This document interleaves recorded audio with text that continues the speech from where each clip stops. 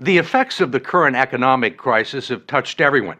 Even if you still have a good job and a paid-up mortgage, chances are your monthly 401k statement will remind you that you've lost a good chunk of your savings.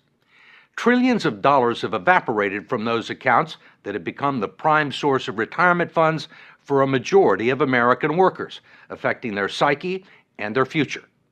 If you're still young enough, there's time to rebuild and recover. But if you're in your 50s or 60s or beyond, the consequences can be dire. And it's drawing attention to the shortcomings of a retirement system that's jeopardized the financial security of tens of millions of people. It was a gray, chilly morning in Midtown Manhattan, and a line of unemployed, mostly white-collar workers stretched for blocks around the Radisson Hotel. More than 1,000 middle managers, stockbrokers, consultants, secretaries, and receptionists had come here hoping to find a job.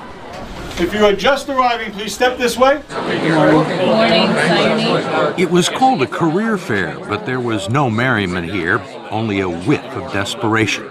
Do you have any openings in the IT industry? Many of these people had been out of work for months and burned through their liquid assets, their future even bleaker than the present.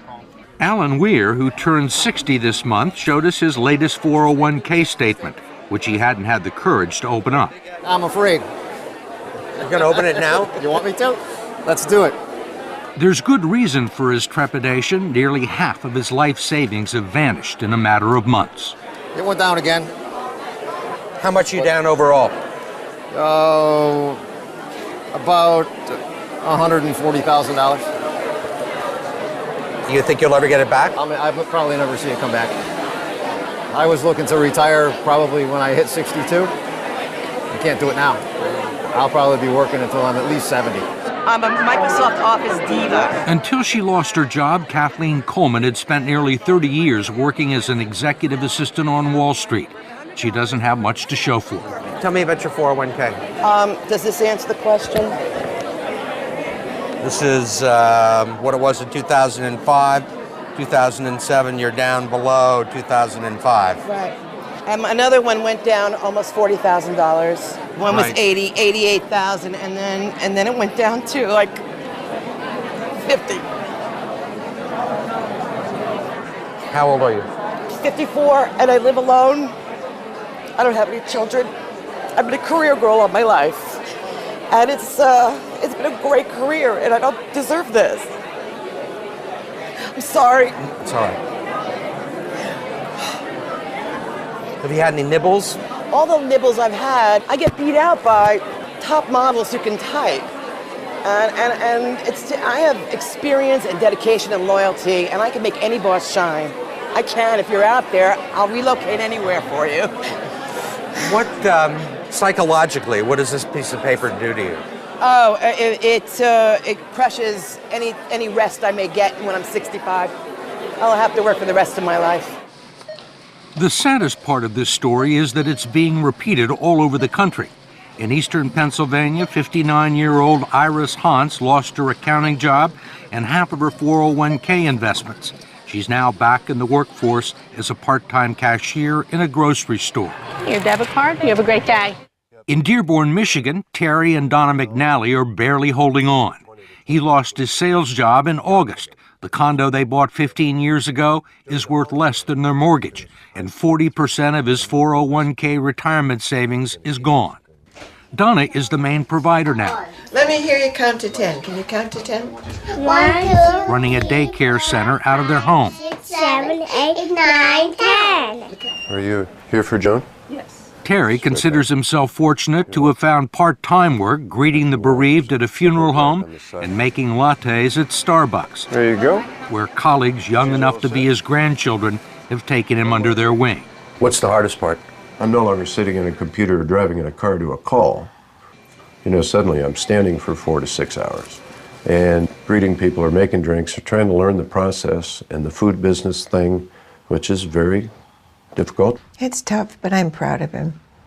At his age, to be doing what he's doing. The 401k drop was tremendous, is tremendous at this point in time, and that's where the savings was.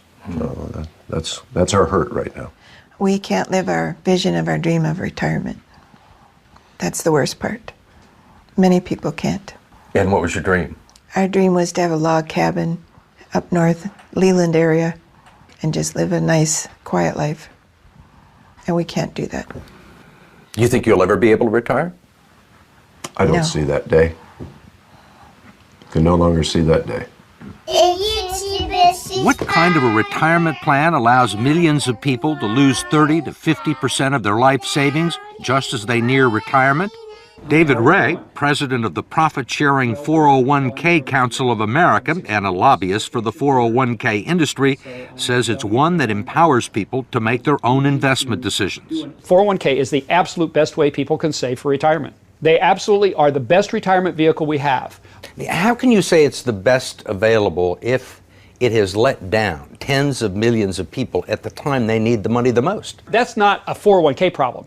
That is our entire investment system. This is about the markets went down for everybody. Nobody was saved in the current thunderstorm. Ray says that many people still have more money in their 401ks than they've actually contributed. He says everyone had multiple investment options, including low-yield guaranteed returns. And he believes people who lost money have no one to blame but themselves. In America, it's a society based on freedom and choice and personal responsibility. We need to help them understand these responsibilities and execute them to the best they can. 401k is part of that. There are no guarantees. What about the people who are 63 or 64? A lot of those people were thinking about retiring. Well, and now they aren't. Well, I mean, a lot of them were retired and have to go back into the workforce. Well, but that was not a 401k problem. That's an investment system problem. The markets go up and down, and if those people chose to take equity risk, there was a logical outcome. But in fact, the 401k plans that have become the primary source of retirement income for 60 million Americans were never designed to be retirement plans in the first place. They were created in the late 1970s as a savings plan and tax shelter for ordinary Americans. The idea was that workers would make voluntary contributions and employers would match a portion of them.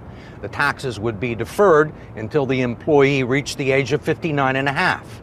It was supposed to supplement the two traditional income streams for retirees, Social Security and pensions, one leg of a three-legged stool that would support American workers into their golden years. But it didn't turn out that way. The three-legged stool, if you will, has gone to two legs, and it's wobbly, and it's wobbling, and I'm not sure that it's going to support anything. And that's the scary part, and people are afraid. Brooks Hamilton has helped design retirement plans for some of the country's largest corporations.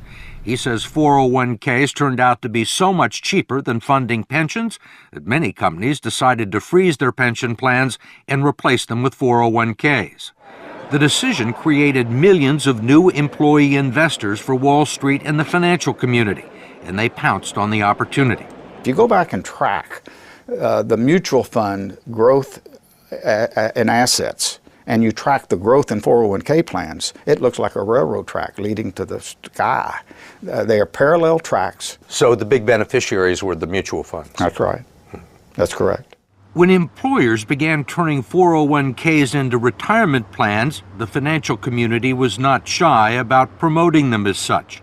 The prospect of trillions of dollars in the hands of unsophisticated investors opened the door for all sorts of potential abuses. The fact is that the typical 401k investor is a financial novice. They don't know a stock from a bond. And we give them a list of 20 or 30 mutual funds with really, really powerful names. You know, they sound like, gee, that's where I want to have my money. What are generally the quality of the mutual funds and 401k plans? Mediocre. I'm going to be real honest with you. With half the funds on the list, really dogs, what people would characterize as dogs, shouldn't be on the list to start with. There clearly has been a raid on these funds by the people of Wall Street, and it's cost the savers and the future retirees a lot of money that would otherwise be in their account, independent of the financial collapse. Representative George Miller of California is chairman of the House Committee on Education and Labor and a staunch critic of the 401k industry, especially its practice of deducting more than a dozen undisclosed fees from its clients' 401k accounts. Now you got a bunch of economic wizards jumping in and taking money out of your retirement plan, and they don't want to tell you how much. You can't decipher it in simple English, and they're not interested in disclosing it or having any transparency about it. And most of the people that look at their 401ks have no idea that these fees are being taken out. No. Where would you find it? Where would you find these fees in this prospectus? You can look on any page you want, and when you're all done reading it, and you will find some of the fees and the commissions here, but you won't find them all, and I bet you won't find half of them. There are legal fees, trustee fees, transactional fees, stewardship fees, bookkeeping fees, finder's fees, and the list goes on and on. Miller's committee has heard testimony that they can eat up half the income in some 401k plans over a 30-year span, but he has not been able to stop it. We tried to just put in some disclosure and transparency in these fees, and we felt the full fury of that financial lobbying. David Ray, a lobbyist for the 401k industry, says he favors disclosing the fees, but his partners in the financial industry don't. You think most people know these fees exist?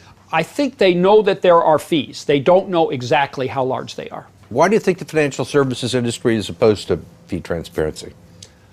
I don't know that they're opposed to it. I think the issue is... You don't think they're opposed to it? Well, they want to keep... You're a lobbyist in Washington, right? You know they're opposed to it. George Miller hasn't been able to get a bill to the floor. I think they want to keep the systems as simple and not make changes. They like the way things are, and whenever you push people out of their comfort zones, you know, it's an issue. I mean, they're comfortable with the situation because they're making a ton of money, or they have made a ton of money. Well, and their systems are set up in certain ways. You know, this is going to be a big change. We wanted to ask David Ray, who's been so bullish on 401k plans, one last question about what the future holds for people like Terry and Donna McNally and Kathleen Coleman, who you met at the beginning of this story. Dedicated, loyal, I can be there, there's nothing standing in my way. Thank you. Need a babysitter? Most of the people that we've talked to are 50 and 60 years old, right, and have sustained these losses, say there is no way they're ever going to make them back. Right. Do you agree with that? I think we have to be truth tellers. I think that when a person has hit this point, and we've had this unfortunate situation, I don't think we can misrepresent what the possibilities are. And the reality is that money's not coming back that they've lost. They can't count on it. They have to, maybe they have maybe if they work 10 more years, it'll come back by the 10, but it's important that they not have unrealistic expectations. For more information on your 401k, go to 60minutes.com.